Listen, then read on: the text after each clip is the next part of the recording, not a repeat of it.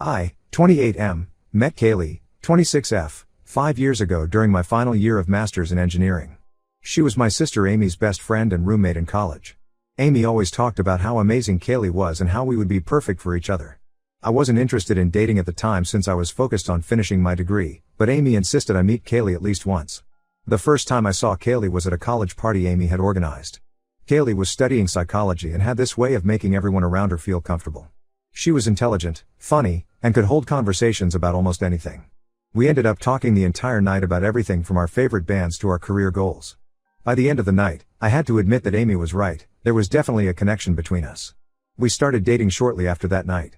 Kaylee would come over to my apartment to study, and I'd help her with math while she helped me understand people better. She had this natural ability to read people and situations, which I always admired. Our relationship progressed quickly, and within 6 months, we were practically living together. After graduation, we both got lucky with job placements in the same city. I landed a position as a mechanical engineer at a manufacturing plant, while Kaylee got a job as a counselor at a local high school. We decided to make things official and moved in together. 2 years later, we got married in a small ceremony with just family and close friends. My family absolutely adored Kaylee from the beginning. My mom, who had always been somewhat critical of my previous girlfriends, treated Kaylee like the daughter she never had. Amy lived abroad for work, so my mom was especially happy to have Kaylee around. My dad would often joke that they got a better deal in Kaylee than I did. Even my extended family loved her, my aunts would always invite her for shopping trips, and my uncles would ask for her advice on dealing with their teenagers. But my grandmother had a special bond with Kaylee. Grandma wasn't an easy person to please, but somehow Kaylee won her over completely. They would spend hours together in the kitchen, with Grandma teaching Kaylee our old family recipes. Kaylee would visit Grandma even when I couldn't make it, helping her with groceries or just keeping her company. Grandma often told me how lucky I was to have found someone who cared so much about family. The first 3 years of our marriage were perfect. We both had stable jobs, took regular vacations, and were saving up to buy our own house. We had a 5-year plan: buy a house, start a family, and eventually move to a bigger city for better opportunities. Kaylee was great at managing our finances, so I let her handle most of our money matters. We had a joint account where we both contributed equally, and things were working smoothly. Everything changed when Grandma passed away 6 months ago. It wasn't entirely unexpected, she had been sick for a while, but it hit our family hard, especially me. Grandma and I had always been close. When I was young, I would spend every summer at her house, helping her in her garden or listening to stories about our family history. Her house was practically my second home growing up. The real shock came during the reading of her will. Grandma had left her house to me. It was a beautiful Victorian-style home, well-maintained and in a prime location, worth around $800,000. She left some money and her jewelry collection to Amy, which seemed fair since she already had a successful career abroad. My parents didn't have any issues with this arrangement as they were financially comfortable with their own home and savings.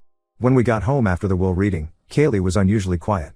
Later that night, she started talking about how this was a great opportunity for us. She suggested we sell the house and use the money as a down payment for a property in Oakwood Heights, an upscale neighborhood she had been eyeing.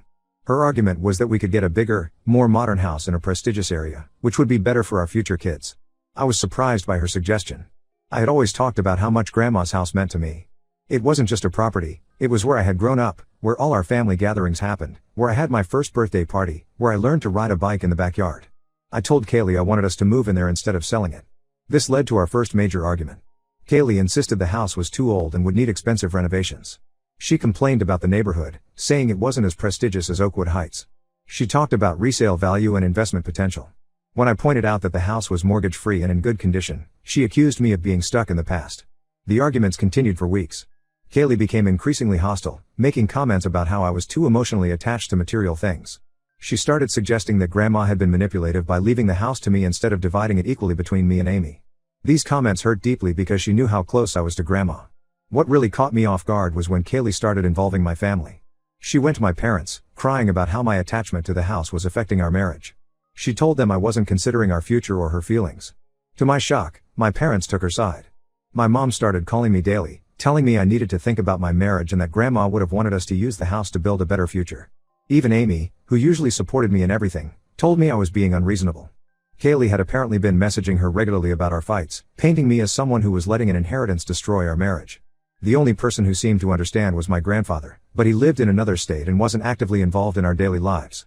Things reached a breaking point last month when Kaylee gave me an ultimatum: either we sell the house, or she would move out temporarily to give me space to think about our future. When I still refused to sell, she packed her bags that night and went to stay with my parents. Since then, My entire family has turned against me. My mom calls daily to tell me I'm being selfish. My dad has threatened to cut contact if I don't apologize to Kaylee. My aunts and uncles, who once treated me like their favorite nephew, now barely speak to me. They all think I'm choosing a house over my wife's happiness. I'm now living alone in our apartment while Kaylee stays with my parents. My family only contacts me to criticize my decision. Kaylee has somehow convinced everyone that I'm the villain in this situation. The worst part is that she's now talking about putting the house on the market without my consent, claiming it would be best for everyone involved. I feel completely isolated and betrayed, not just by Kaylee but by my entire family. Should I give in to keep my family together? Or should I stand my ground and risk losing everyone? I feel like I'm going crazy being the only one who sees this situation differently. Update 1. The situation has gotten much worse. It's been 3 weeks since my last post, and what I've discovered has left me questioning not just my marriage but everything I thought I knew about Kaylee.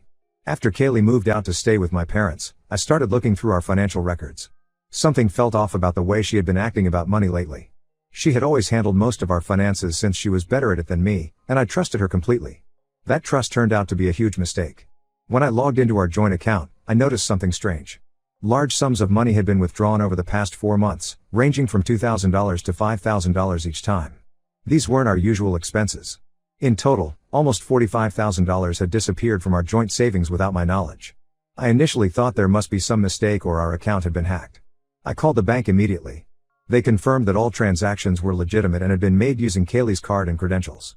The money had been transferred to another account, but due to privacy policies, they couldn't give me more information. When I asked about the possibility of fraud, they told me that all transfers had been done from recognized devices and locations we frequently used. I tried calling Kaylee multiple times to ask about the money, but she wouldn't pick up my calls. I finally drove to my parents' house to confront her. When I arrived, only my mom was home with Kaylee. The moment I mentioned the money, Kaylee burst into tears. My mom immediately went into protective mode, telling me I was harassing Kaylee and needed to leave. Before my mom could push me out, I showed her the bank statements on my phone. Even she looked shocked at the amount. Kaylee, still crying, claimed she had been saving the money for our future house in Oakwood Heights. But that didn't make sense. We already had a separate house fund that we both contributed to monthly. When I pressed further, my mom suddenly seemed uncomfortable. She asked Kaylee to go upstairs so she could talk to me alone. What my mom told me next made my blood run cold. Kaylee had been consulting with a lawyer about forcing a sale of my grandmother's house through legal means. She had been using our joint savings to pay for legal consultations and to build a case against me. I couldn't believe what I was hearing. My own mother had known about this and hadn't told me. When I confronted her about keeping this from me, she defended herself saying Kaylee had convinced her it was the only way to save our marriage. According to Kaylee, I had become obsessed with the house to an unhealthy degree, and this was affecting my judgment. The more I dug, the worse things got. Kaylee had been keeping detailed records of all our arguments about the house. She had been writing emails to herself documenting what she claimed was my emotional instability and unhealthy attachment to material possessions. She had even recorded some of our conversations without my knowledge. I later found out through a mutual friend that Kaylee had been spreading rumors about me in our social circle. She told people I was financially controlling and emotionally abusive. She claimed I was preventing her from advancing in life by forcing her to live in an old house she didn't want. Several of our friends, people I had known for years, started distancing themselves from me. Some even blocked me on social media. The situation got even more bizarre when I went back to our apartment to get some more of my clothes. My key wouldn't work. Kaylee had changed the locks without telling me. When I called her about it, she said it was for her safety because I had been acting unpredictable lately. She said she would have someone drop off my things at my office. I couldn't believe this was the same woman I had married. The Kaylee I knew would never do these things. But apparently, that Kaylee never existed. My mom tried to justify Kaylee's actions, saying she was just scared and desperate. My dad, when he found out, said I had driven her to take these measures by being stubborn about the house. I finally decided to protect myself and hired a lawyer. The moment my family found out, they accused me of escalating the situation unnecessarily. My dad called me in a rage, saying I was turning a simple property dispute into a legal battle. He couldn't understand that I was just defending myself against whatever Kaylee was planning. The only person who started seeing things differently was my sister Amy. When I told her about the missing money and the secret legal consultations, she finally began to question Kaylee's motives. Amy admitted that Kaylee's recent behavior didn't match the friend she thought she knew. She's now trying to talk sense into our parents, but they're so thoroughly convinced by Kaylee's version of events that they won't listen. My grandfather called me yesterday after hearing about everything. He suggested I dig deeper into Kaylee's background, saying something about her behavior seemed calculated rather than emotional. He pointed out how she had systematically turned my family against me while building evidence to support her side of the story. Looking back now, I can see how Kaylee manipulated everyone around her. She spent years building relationships with my family, becoming the perfect daughter-in-law, the perfect sister-in-law, the The perfect wife. She knew exactly how to play on my family's emotions and turn them against me. Now I'm left wondering if any of it was ever real, or if I was just another target in whatever game she's playing. I've moved into my grandmother's house now, despite my family's protests. At least here, surrounded by real memories of someone who truly loved me, I can think clearly. I don't know what Kaylee's next move will be, but I'm not going to let her steal what my grandmother wanted me to have. Update 2. Everything makes sense now. It's been 2 months since my last update, and the truth about Kaylee has finally come out. What my sister Amy uncovered has left me feeling sick to my stomach. After my last update, Amy took emergency leave from her job abroad and flew back home. She said she couldn't shake the feeling that something was very wrong about this whole situation. Being Kaylee's former best friend and roommate, she had access to information and connections that I didn't. Amy started by reaching out to their old college friends. Most of them had lost touch with Kaylee over the years, which Amy found strange since Kaylee had always been the one who kept their friend group together. One friend mentioned that Kaylee had completely changed her identity after college. She had gotten rid of all her old social media accounts and started fresh. The real breakthrough came when Amy talked to their old dorm supervisor, who remembered Kaylee because of a strange incident. Apparently, Kaylee had received mail under a different last name during their final year. When questioned about it, she had brushed it off as a mistake. The supervisor still had records of this incident, including the name. Using this information, Amy did some digging and discovered something shocking. Kaylee had been married before, under her previous name. She had divorced her ex-husband James right before starting college, which explained why none of us knew about it. But the circumstances of that divorce were disturbingly similar to our current situation. James had inherited several properties from his grandfather. Kaylee had married him shortly after his inheritance and spent months convincing him to sell the properties. She had used the same tactics, isolating him from his family, claiming emotional abuse, and even involving his relatives in pressuring him. Once the properties were sold and the money was in their joint account, she filed for divorce and walked away with half of everything. When Amy confronted Kaylee with this information, she broke down. She admitted that she had targeted me after learning about my family's wealth through Amy during college. She had spent years carefully building relationships with my family members, studying their personalities and learning how to manipulate them. Even her career choice as a school counselor was calculated. It gave her credibility when she started claiming I was emotionally unstable. The most painful revelation was about my parents' involvement. When Amy told them about Kaylee's past marriage, they looked guilty. After some pressure, they admitted that they had known about it. Kaylee had told them her version of the story early in our relationship, claiming James was abusive and that she had been forced to flee with nothing. My parents, already charmed by Kaylee, believed her completely and agreed to keep it secret from me to protect her privacy. My lawyer contacted James's family and found a pattern. Kaylee had done this before James too, with another man in her hometown. She had a history of targeting men who were set to inherit valuable property. Each time, she would spend years building trust, creating a perfect image of herself, then systematically work to obtain the property before leaving. We found emails where Kaylee had reached out to James's family years after their divorce, apologizing for what she had done. She had written about getting therapy for her compulsive behavior around money and property. Obviously, that was another lie, as she was already involved with me when she sent those emails. The most calculated part of her plan was how she used my sister Amy. She had deliberately befriended Amy in college after learning about our family through mutual friends. She spent 2 years building that friendship before ever meeting me, gathering information about my grandmother's property and our family dynamics. When I shared all this evidence with my family, their reaction was mixed. My parents were devastated. They finally realized how thoroughly they had been manipulated. My mom hasn't stopped crying since finding out how she helped Kaylee try to steal my inheritance. My dad, who had been Kaylee's biggest supporter, now can't even say her name without getting angry. Kaylee tried to deny everything at first, but when faced with the evidence, she changed tactics. She started calling my family members, crying and claiming she did it all because she truly loved me and wanted a better life for us. Nobody's buying it anymore. I filed for divorce. Kaylee tried to contest it, still playing the victim, but my lawyer has built a solid case with all the evidence we've gathered. Her previous marriages, the hidden bank transfers, the manipulated recordings, everything shows a clear pattern of deception and fraud. The hardest part in all of this isn't losing Kaylee. Now that I know the truth, I feel nothing but disgust for her. The hardest part is rebuilding trust with my family. They chose to believe Kaylee over me, their own son and brother. They actively helped her try to steal what my grandmother wanted me to have. That betrayal will take a long time to heal. Update 3. 6 months have passed since my last update.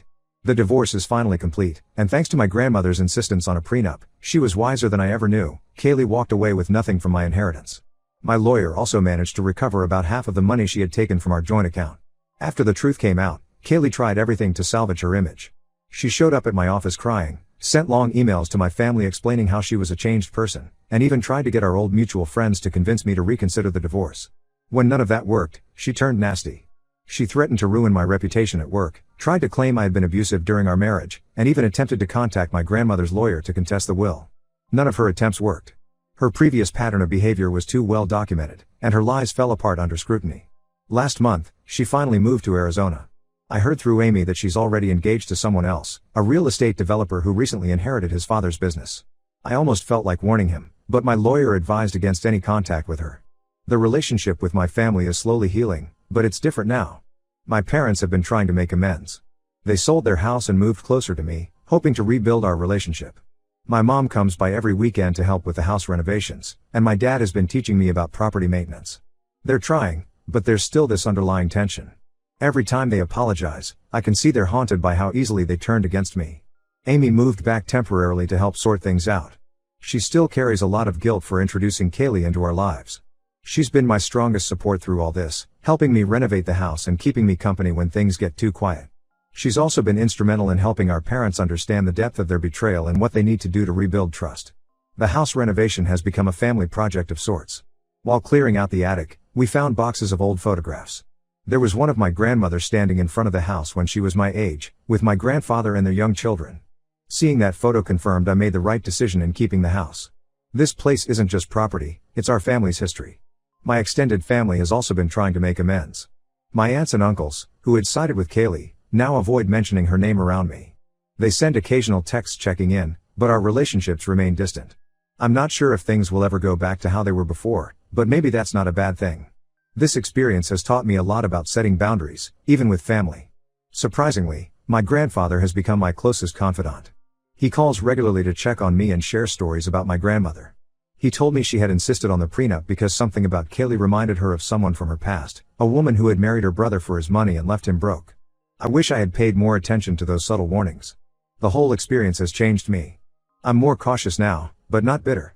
I've learned that sometimes being painted as the villain by everyone doesn't mean you're wrong.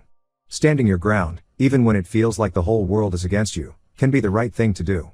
I lost my wife and temporarily lost my family's support, but I protected what mattered to me, and the truth eventually came out.